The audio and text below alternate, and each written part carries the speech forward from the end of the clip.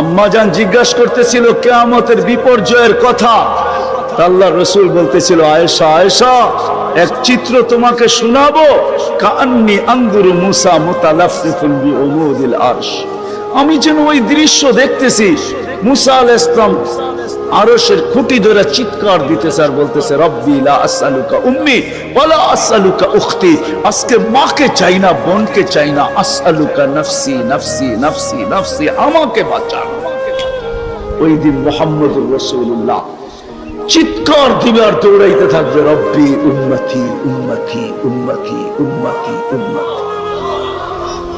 রাগ হয়ে যাবেন কিনা? লানত আমাদের জিন্দেগির উপর।